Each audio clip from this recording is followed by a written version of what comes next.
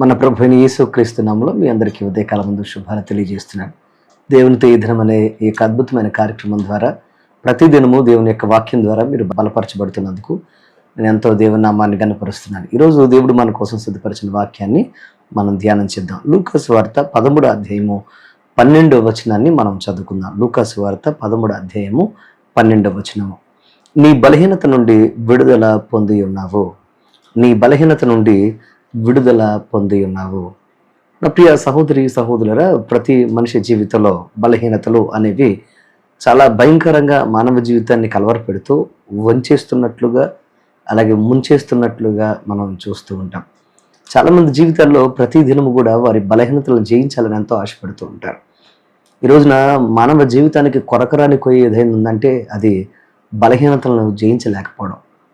యవనస్తులకు వారి యొక్క జీవితాల్లో వారు బానిసలైన ఫోన్లు కావచ్చు, లేకపోతే వివిధ రకాలైన అలవాట్లు కావచ్చు, జయించలేక కెరీర్ను కోల్పోతున్న వారిని అనేక మందిని చూస్తూ ఉంటాం. జీవితంలో త్రాగుడు బానిసత్వంతో, భయంకరమైన వ్యసనాలతో ఎంతోమంది వారి జీవితంలో కుటుంబాన్ని, అలాగే జీవితాన్ని పణంగా పెట్టుకుంటున్న వారు అనేక మంది వాటిని జయించలేక బిడలను, భార్యలను, అలాగే వారి యొక్క కుటుంబాన్ని వదులుకున్న వారిని కూడా మనం చూస్తూ ఉంటాం.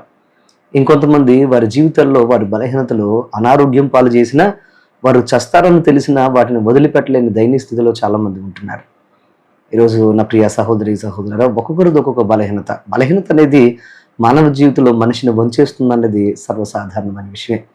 అందులో అది మనం విడ్డూరమేం కాదు. ప్రతి ఒక్కరి జీవితంలో కూడా బలహీనత అనేది భయంకరంగా బాధిస్తూనే ఉంటుంది.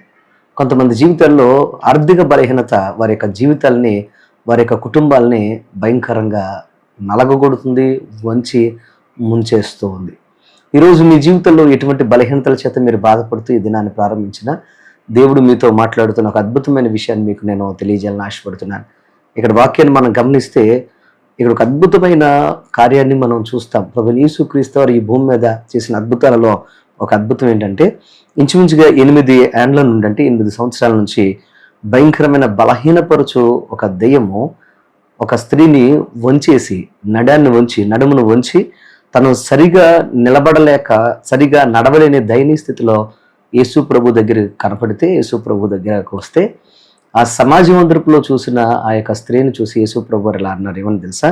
ఆమెని రమ్మని పిలిచి, నీ బలహీనత నీ దగ్గర నుంచి పోయింది, నువ్వు విడుదల పొందుకో అని చెప్పగానే ఆమె చక్కగా ఆమె మీద చేతులోంచి ఆమెను ముట్టగానే మరలా స్ట్రైట్గా లేచి నిలబడి చక్కగా నడవడం ప్రారంభించింది. ప్రియ తమ్ముడు, చెల్లి, ప్రియ సహోదరి సహోదరుడు, ఇక్కడ వాక్యాన్ని మీరు గమనిస్తే వాక్యంలో మనం ఒక విషయాన్ని చూస్తాం. మానవ జీవితంలో ఎన్నో బలహీనతలు సైతాన శక్తుల చేత, అలాగే రోగాల చేత, ఆర్థిక ఇబ్బందుల చేత మనిషిని పట్టి వారిని వంచేస్తున్నాయి కదా. ఈరోజు ఇక్కడ మనం కనపడుతున్న స్త్రీ పరిస్థితి కూడా అంతే. తన యొక్క జీవితంలో భయంకరమైన నడుము ముంగిపోయి చాలా ఇబ్బంది పడింది. శారీరక బలహీనత చేత చాలా ఇబ్బంది పడింది. యేసు ప్రభు ఆమె మీద జాలిపడి ఆమె మీద చేతులుంచి ఆమె బలహీనతను ఆమెలో నుండి బయటికి పారద్రోయాడు.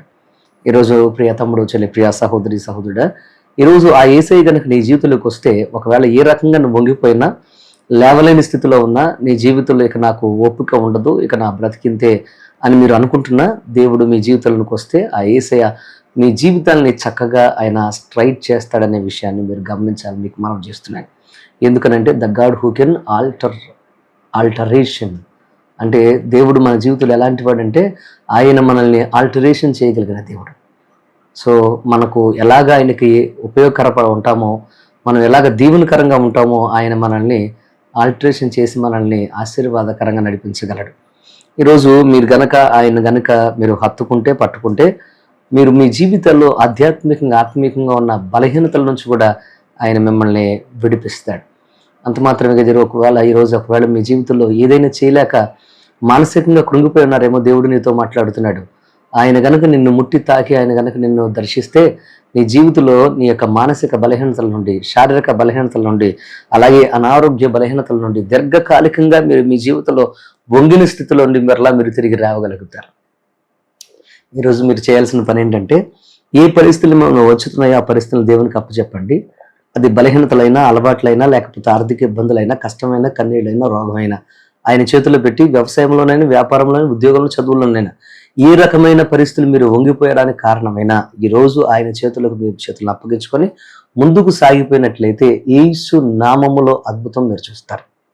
అటువంటి కృపా భాగ్యం దేవుడు మీకు అనుగ్రహించునుగాక. Let's pray. ప్రార్థన చేసుకుందాం. కళ్ళు మూసుకోండి. మా పరమ తండ్రి, నీ కొందనాలనైనా ఈరోజు ప్రత్యేకంగా ఎంతమంది అయితే ఈ వాక్యాన్ని విని అయ్యా నీ కొందనాల ప్రభావ జీవితంలో చక్కగా బలముగా తిన్నగా అయ్యా దీవెనకరంగా ఆశీర్వాదకరంగా టీవీగా అద్భుతాలు చూడాలని ఆశపడుతున్నారో వారందరినీ చేతులకు అప్పగిస్తున్నారు. ఏ రకమైన అప్పులు, బాధలు, కష్టాలు, కన్నీళ్లు, రోగాలు ప్రవర్బిడల వంచిన అది దురాత్మలైన యేసు నామములో విడుదల కలుగునుగాక. ఈ ఉదయకాలం ముందు ఒక బలమైన కార్యం చేసి ముందుకు నడిపించండి.